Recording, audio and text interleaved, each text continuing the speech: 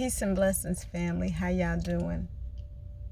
I hope that everybody's doing blacknificent. I hope that everybody's doing awesome. I hope that everybody's doing wonderful. As for me, I know that I am. Today I'm sitting in my car waiting for my husband. As I tell you guys, I can't go inside with him when he takes infusions. You guys, I haven't made a video because my husband got ill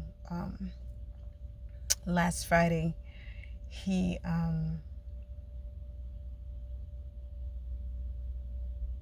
awoke in the morning, in the wee hours of the morning, and he said he was really hot and thirsty. I was asleep, and it was about 3-something in the morning. I heard a loud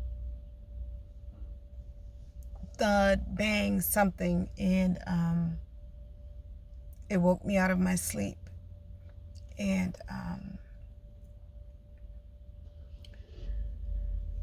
when I awoke, I sat completely up and I looked over for him. He wasn't in the bed. I turned my head towards the bathroom. He wasn't there, so I started screaming his name. I called him about 4 or 5 times. I didn't hear a response. So I jumped up immediately. Well, I was calling his name as I was running towards the kitchen.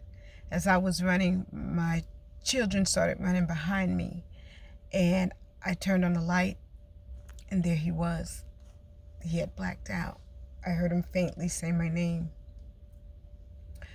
After that, my son ran to get a wet cloth, and my daughter was standing there with me, and we were trying to make sure that he was coherent and knew exactly what was going on. He didn't know. He said he remembers opening the fridge and getting the orange juice, taking the top off, and he was going to go and get a glass. Well, he blacked out. So we tried to get him up. My son, my daughter, after, my son wiped his face. He didn't know what happened to him. As we tried to get him up, he blacked out again in our arms, and we had to sit him on the floor. His eyes was bulging. His body was completely just limp. He was gone.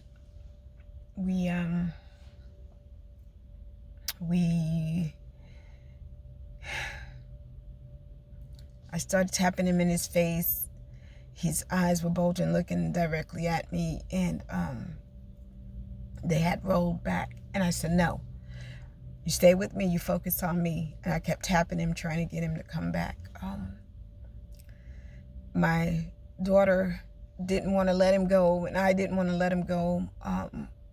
We were trying, the three of us were trying desperately, so we sat him on the floor.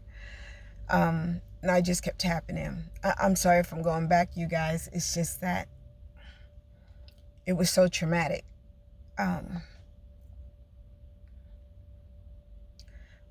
When he didn't come through, we could hear something just like it was just bawling, like, when you have a clog in the drain and you pour some Drano down there and you hit the hot water with it, then that sound comes up, and sometimes you get that puff of smoke or whatever. That's what it was sounding like inside of him. And just then his eyes really got really big, and he said my name. He said it really faint. And when he did, he had a projectile vomit of about a gallon of blood. And it scared us. So my daughter ran for 911. I got a pillow. I laid him on the side. And I felt so helpless in that moment. We were all helpless in that moment. And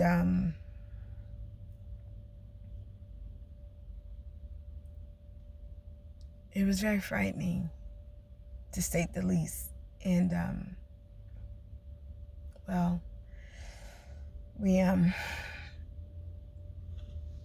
when the EMS got there, I was grabbing my jacket and my purse, and they said, you can't go.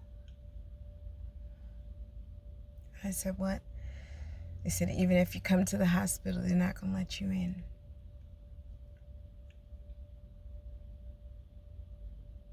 In that moment,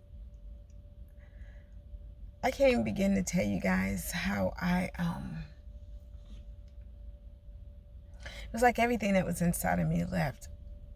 I was shaking, I was trembling, and I couldn't speak.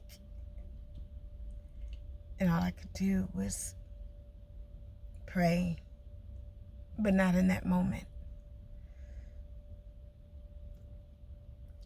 I couldn't see my husband till 5 o'clock. I didn't know how he was. They had no clue of how he was till 5 o'clock in the evening. So for every day that he was in the hospital, I could only see him between 5 p.m. and 9 p.m.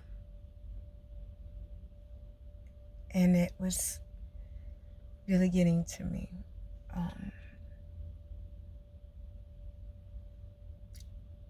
It was discovered that my husband has something called AVM malformation.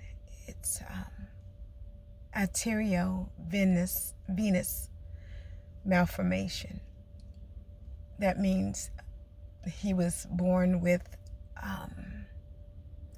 arteries and veins that don't connect. Some people find out when they have an injury that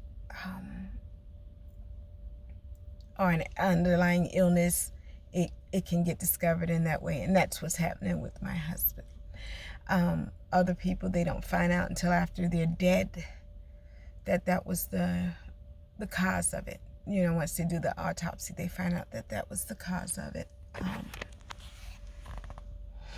Over the years, my husband has blacked out on occasion, and we never knew why. And many nights he would stop breathing, and I would shake him because I was fearful. And they did sleep apnea tests, said he had sleep apnea, so we thought that that's what it was, and it's not. And we noticed that my husband's hair has started curling, getting really curly, and that's because his veins in his arteries don't connect like they should. This is causing aneurysms, and he's had it his whole entire life, and it didn't know. Some people don't find out till after they're 50. So all of the low hemoglobin, all of the iron deficiency is happening because of this. And he has it with rupture, meaning it turns into aneurysms. This time they found where the bleeding was, and this can happen again and again and again. One of the where they're supposed to connect, the blood doesn't flow like it's supposed to. The oxygen doesn't get to the brain and the heart like it's supposed to. And when the aneurysm has pressure in it, it sends a neurological signal to the brain. All the vessels are very weak, so it expands, and it will cause a blackout. They said that surgery is very risky. They cauterized it, but as to go in and fix it, there's no help. Not even stents. There's no help. So